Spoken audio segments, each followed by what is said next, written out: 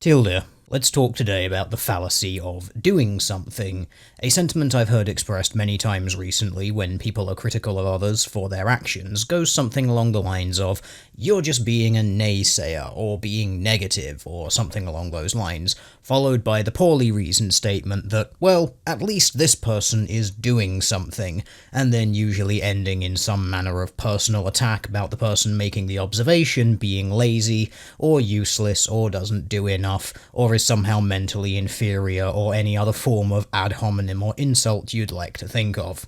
I find this an unusual thing because it harkens back to something I said a number of years ago now, about how audiences fallaciously see people online as being friends and/or allies, people who should for some reason be considered on the same side as each other, and as such should not be free to point out flaws in reasoning or critique actions or beliefs held by each other. A position that is, in itself, highly illogical, and serves only to stifle intellectual growth, or the growth or refinement of ideas. To demonstrate why this notion of someone actually doing something, compared to another person's inaction, or merely pointing out potential flaws in the actions of others, even if they may ultimately agree with those actions, is somehow a bad thing, is faulty. To do so, I'll use a few fictional scenarios. Scenario 1. Consider a person at a shooting range, or a golfing range, or some manner of sport like that. There is someone on this range who has the goal of hitting a target downrange of themselves.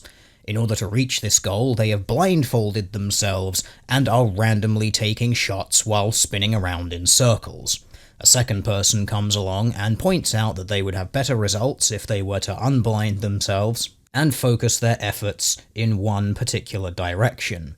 To this, the audience watching the person spinning and shooting wildly pipe up, "Well, at least he's doing something. You're just sitting there complaining. In fact, you should also blindfold yourself and start shooting randomly in all directions."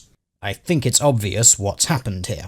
Can a blindfolded person spinning around and shooting randomly hit a bullseye on a target? Of course they can. One could almost say that with enough time and effort made, it would be a statistical inevitability. However, does this make the action efficient? No.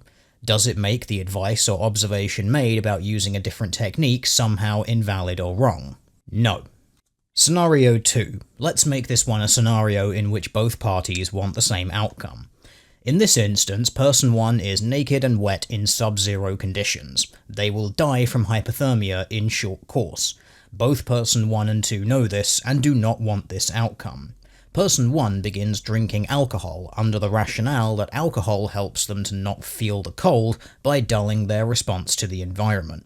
Person 2 points out that this course of action is counterproductive, and will in fact work to speed up their unfortunate demise, and their time would be better served by getting themselves dry and in warm shelter to reheat their body, or at the very least, to stop drinking alcohol because it will inhibit their ability to help themselves by impairing their movements and thought processes. Person 1 then proclaims that person 2 is just mad, upset and jealous that they are drinking alcohol while person 2 is not, and that they are at least doing something to make their situation better, whereas person 2 is not. Of course, the problem here is obvious. Person 1 and 2 both want the same outcome. However, person 1 is undertaking an action that is actively harmful to this outcome.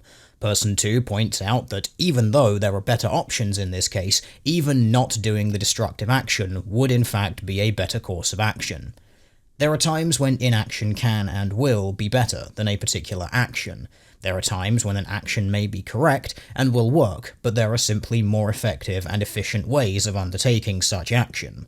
The notion that someone taking a self-destructive action or an inefficient action somehow makes them better or more correct than someone who points out the action's ineffectiveness or inefficiency is highly flawed and laughably ridiculous.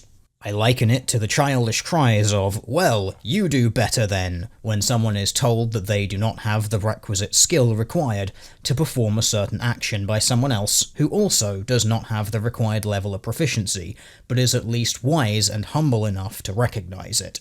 This sort of action, the idea that something must always be better than nothing, inherently destroys the concept of teaching, mentorship, or even the concept of equals working together to help each other perform better.